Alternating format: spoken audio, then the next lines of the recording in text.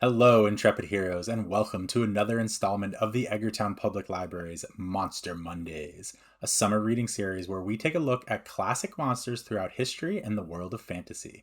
We'll explore their origins as well as taking a look at their strengths and weaknesses so you can be prepared if you find yourself face to face with them as your foe. Cthulhu first entered the public eye in the writings of famed horror writer H.P. Lovecraft's works. Mentioned in passing in a few of his earlier stories, Cthulhu eventually gets its big star performance in the aptly named Call of Cthulhu story. Cthulhu first came to our world long ago and using massive unknown forces created the city of R'lyeh to dwell in.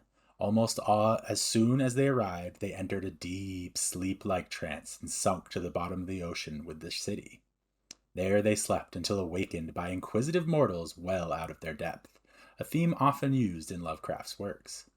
The mythos surrounding Cthulhu and the Great Old Ones, or Deep Ones, is connected with our human nature and common fear of the unknown.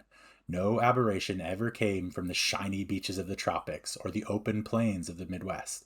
The monsters of this mythos always dwell in the deepest, darkest corner of the oceans, or perhaps the depths of a mine that dug too far into the planet's core, or even in some stories from the far reaches of space and what lies beyond the universe.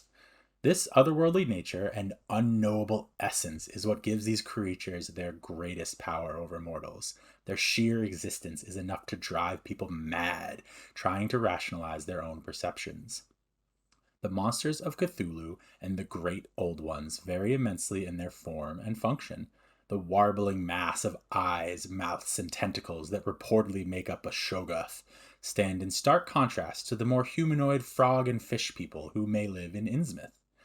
You may think you're going crazy when you see the twisted form with far too many limbs clambering towards you at inhuman speeds, but that's nothing compared to the mind-boggling, unknowable Great Old Ones, whose very form cannot be perceived by mere mortals without catastrophic consequences.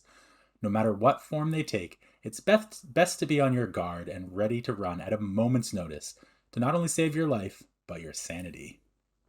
Being immense beings of psychic energy from outside the normal perceived universe, Great Old Ones don't have very actionable weaknesses. Your best chance of surviving an encounter with one of these cosmic horrors is to simply avoid the encounter entirely.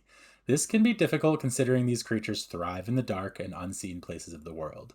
With that in mind, our best practices can be gleaned from reading through Lovecraft's tale of tragic ends and doing the exact opposite of every main character.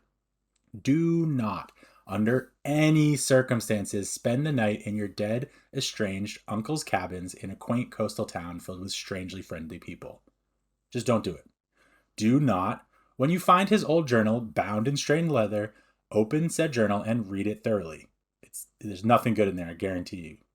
And do not be so curious that you decide to try out the ancient ritual he failed to complete. Just for kicks, you know? Just don't do it. I guarantee you, it's not going to lead to good things. But if all else fails and you do decide to do all these things, you can take a note from the brave Johansen, who, when faced with a fully formed Cthulhu rising from the sea, simply upped his ship's speed and ran headlong right into the beast. Hey, worth a shot. You can investigate and fight against these and more monsters in the great tabletop role-playing game Monster of the Week, which is available through your local Clams library. If you'd like to know more about Cthulhu and their many iterations, check out the books and media listed below in the video description. Most are available through your local Clams library or one of our digital resource offerings. Thanks for joining us this week for our special summer reading series, Monster Mondays. Be sure to check out all of our other summer reading programs at edgartownlibrary.org under the Kids and Teens tab. You can also sign up for access to our digital D&D materials through D&D Beyond by contacting me through Instagram at EPL Dungeon Master or through Discord at Library Wins, that's Library Wins with a Z, hashtag 7610, or you can email me, clook@clamsnet.org, that's CLOOK at clamsnet.org. See you next week when we'll be taking a look at werewolves and other werebeasts. Thanks for coming.